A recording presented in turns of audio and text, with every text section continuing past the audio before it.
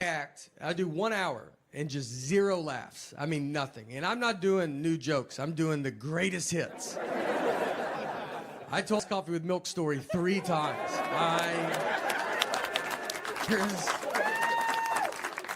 I kept just doing it. I was like, I'm going to do it one more time. I don't think y'all were listening. People were leaving. The guy that drove me asked someone that left, and he just goes, hey, is the comedy show almost over? And the guy goes, I don't even know what you're talking about.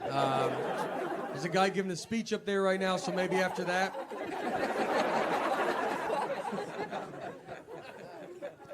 So we get, and then the guy comes up, you know, I have to talk to him. And I was like, look, I'm sorry, man. I used to be able to do comedy, and I lost it, you know? It's over. And he was very nice. He goes, no, it's all right. Nothing's your fault. And I was like, all right, I don't know how that's possible. And he goes, well, when you were up there, I remembered that most of my employees do not speak English. And I was like, all right, yeah, they'll do it, you know? Maybe don't hire an English-only speaking comedian. No heads up at all. Not that I could have changed it up, but it just would have been nice to know, you know.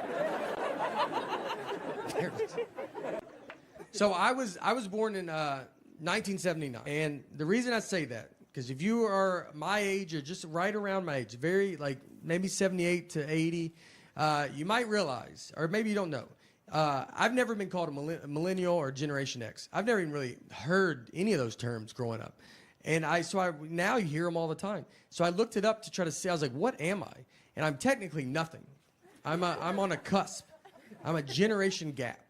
And what we are called Zennials, or we're called the Oregon Trail generation, or we are called, my favorite name is the lucky ones. And it's true, we're very lucky. We actually grew up in 2 different worlds. When I was a kid, I grew up like it was the 50s. Like you would go out and your parents just didn't know where you were. We went to school and played Oregon Trail on a computer at school. No one had a computer at home. It's like, what are you, a zillionaire? Like, I mean, you could. But then in high school, I had AOL. You know, we had a computer at home. Then I got a beeper, and then I got a cell phone.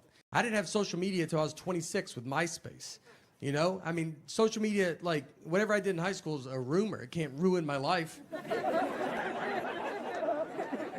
So if you're around my age, you might realize, like, you just end up always kind of being in the middle. Like, I understand when a Gen Xer says something, you're like, I get it. And millennial says something, you're like, no, I get it. You always just feel in the middle. And these groups all hate each other. And the most I've ever felt where I was in the middle was just this one hotel that I stayed at. So a lot of hotels now, they have Chromecast, and you can watch like Netflix in your hotel room. So I get in my room, and I turn it on, and my Chromecast is not working. So I call down to the front desk, and the oldest voice I ever heard answered the phone. This guy was a Civil War survivor. I mean, he was the age where you just go, thank you for your service. And it's like, I was in the Army, you're like, probably, man. I mean, there's an age where like they all had to go at that age, so just say it.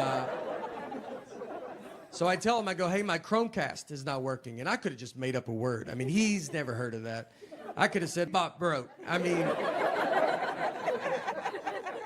he asked if I was staying at that hotel. That's how, he goes, are you staying here? I was like, do you think I've called the front desk from a different hotel room?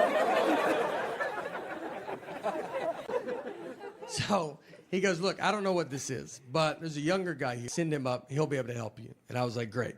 So that guy comes up, and he knocks on my door. I open it. He's my dad's age. And I mean, right when I see him, you're like, all right, dude, we don't have to do this. You know, I mean, I know you've heard of it, but you're not, if I can't fix it, you're not going to be able to fix it. But he's the generation that still wants to give it a try. So I got to let him in. So he comes in my room, sits on my bed, a little too far back, I thought. I just remember like the back of his calves were touching the bed, and I was like, are your feet dangling? How far back are you going to go? Are you cold? Do you want some covers, man? He gets the remote and just starts pressing all the buttons. And I said, I don't know how to do it. And he goes, let's just keep trying it, though. I go, all right. I'm going to turn the shower on, open a window. Let's try everything. You know, let's just see. Maybe it turns on. Who knows? Maybe it's all connected. So we can't get it. And he goes, all right. He goes, there's a younger guy. He's about to come to work. At this point, I'm like, I'm the younger guy, man. I was like, it's all right, dude. I don't need it. And he goes, no, it's a millennial. I was like, all right. Now we're getting somewhere, you know? This is what the millennial does. He was born with technology. He's going to notice this. I was excited. I was like, great. He goes, he comes to work in an hour. I go, wonderful. And let me tell you, you know how quick that millennial fixed it? Well, I'll never know because he just didn't come to work that night. So, didn't call in, nothing. And I found out because the old guy called me because he was supposed to fill in for him. He was furious, dude. He hates that millennial. He goes, he never comes to work. He doesn't take it serious. He's got a peanut allergy. And I was like, all right, well, I ended up fixing it myself because it was just unplugged. So that's my fault. We take her out. We go do stuff. I would take her to Chuck E. Cheese all the time. You can go there. They had COVID in '84. So you can't even survive in there. That's what, I mean, Chuck E. Cheese is rough. I don't know if you've been there in a while. They look like they're trying to go to business and they can't. They filed bankruptcy and they're still open. They called Blockbuster and they're like, you get out. We want out.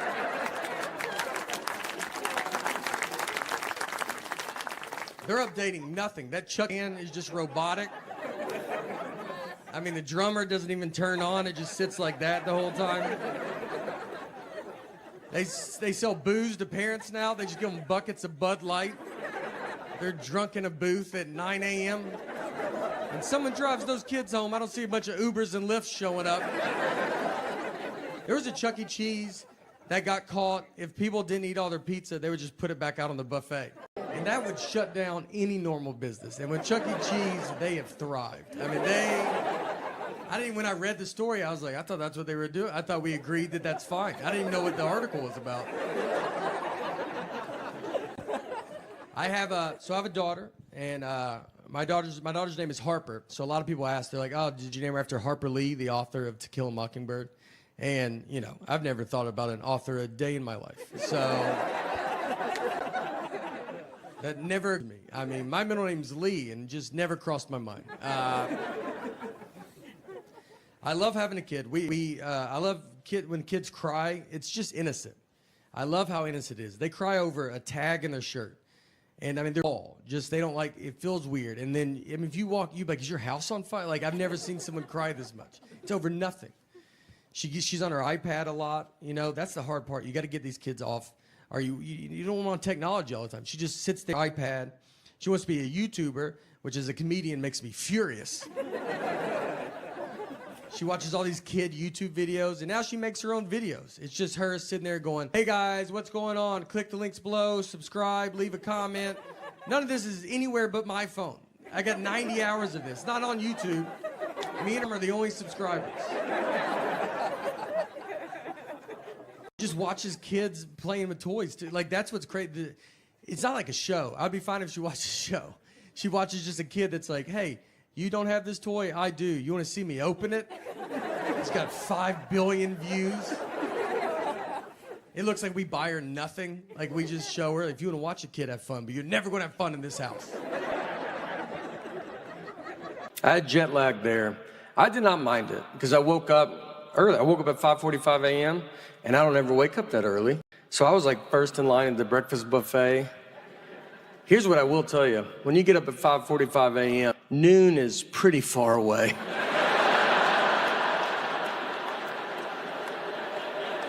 I mean, we'll bet your life it's noon, and it's maybe 8:30.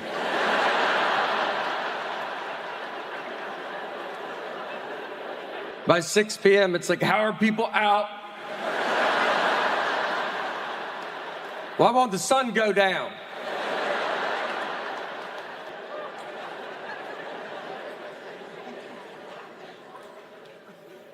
That's the next phase of my life. I'm getting up early, you know. We're getting up 9:15, a little bit. Yeah, I've never seen my daughter go to school, but I've been close.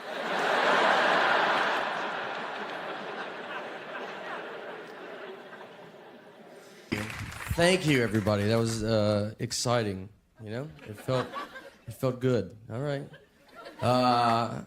I'm from Tennessee originally. Yeah.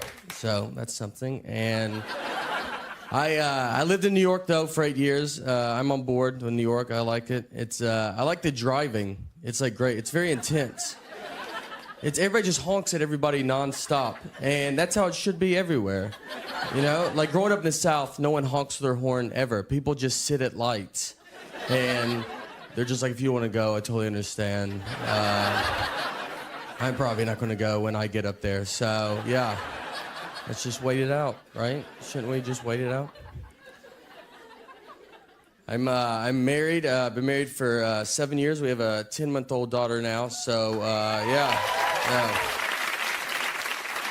It's getting pretty serious. So looks like we're gonna go through it.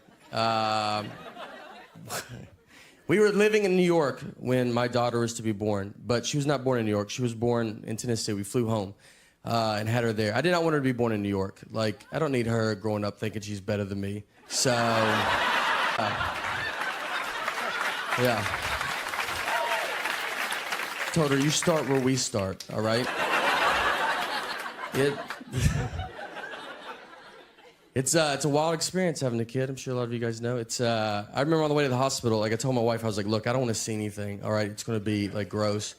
I wish it was like the 50s when they didn't let men in the hospital.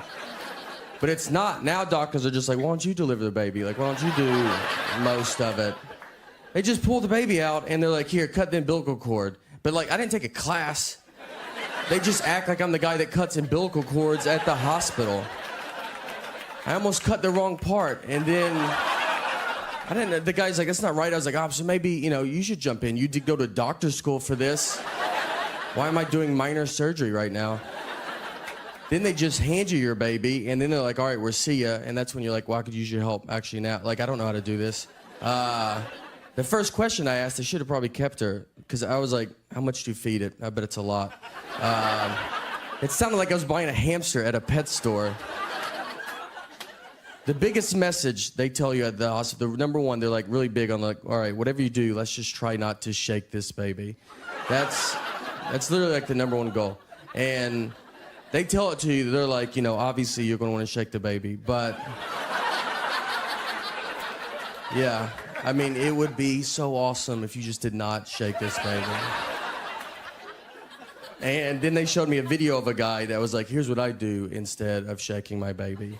Like he was like, I take walks, for instance. Like I walk 70 miles a day or something. I walk a lot. I've barely seen the baby. Then I signed a certificate like I was in kindergarten that said, all right, like I promise, I swear to God I won't shake the baby. Like quit asking me.